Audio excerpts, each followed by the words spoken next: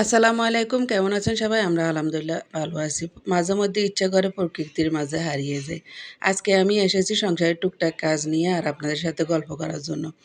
ঘরদুয়ার গোছানো আর সংসারের প্রতিদিন এই টুকটাক কাজগুলো দেখতে যতটাই সাধারণ লাগুক না কেন, দিন শেষে কিন্তু এগুলোই আমাদের চারপাশে শান্ত আর সুন্দর রাখে।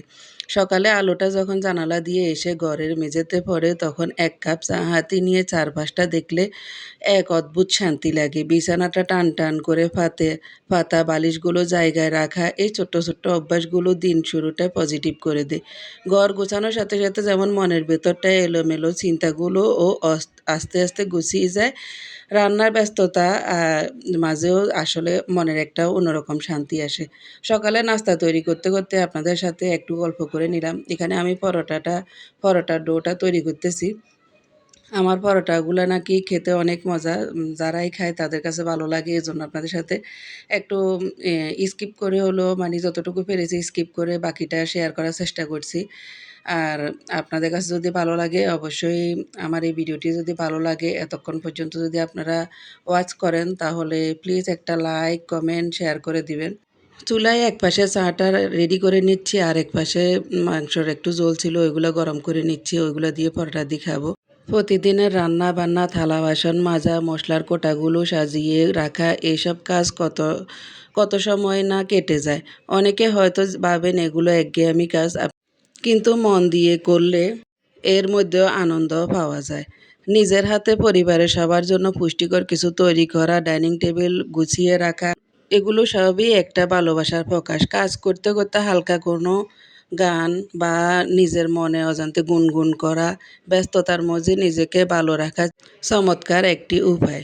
কাপড় ধুয়ে রোদে শুকাত দেওয়ার পর সুন্দর করে ভাঁজ করে আলমারিতে তুলে রাখা সংসারের অন্যতম বড় একটা কাজ।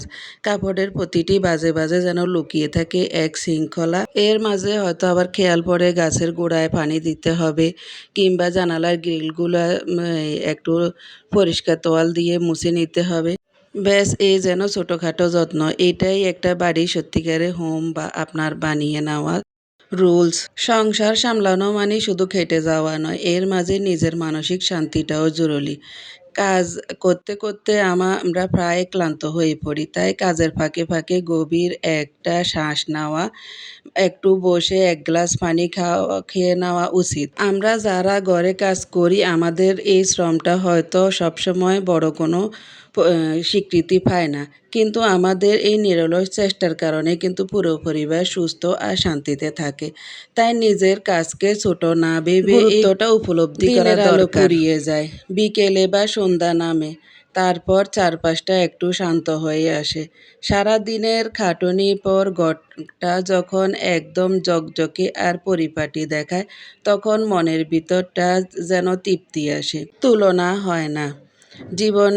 জীবনটা এমন একটা ছোট্ট কাজের সমষ্টি। প্রতিটা দিনকে প্রতিটা কাজকে ভালোবাসে আপন করে নেওয়াই আসল সার্থকতা। দুপুরের বেলা রান্নাবান্নাটা আর আপনাদের সাথে শেয়ার করে নাই, অফ ক্যামেরায় ওইটাই কমপ্লিট করে নিয়েছি। আর এদিকে গাছগুলো অনেক জোপালো হয়েছে, গাছগুলোকে একটু ছেঁটে দেওয়ার দরকার, মাটিগুলো চেঞ্জ করার দরকার, অনেক পুরনো হয়ে গেছে।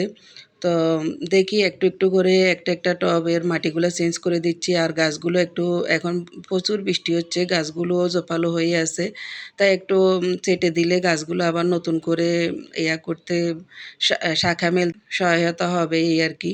তো এই জন্য গাছগুলোকে একটু করে দিলাম, একটু যত্ন নিই গাছগুলার। দিন শেষে গাছগুলোর কাছে আসলে আসলে অন্যরকম একটা শান্তি লাগে। এতক্ষণ যারা আমার ভিডিওটি দেখেছেন, কোনো অংশ যদি আপনাদের ভালো লাগে প্লিজ একটা লাইক, কমেন্ট, শেয়ার করে দিবেন। সবাই ভালো থাকবেন। আল্লাহ হাফেজ।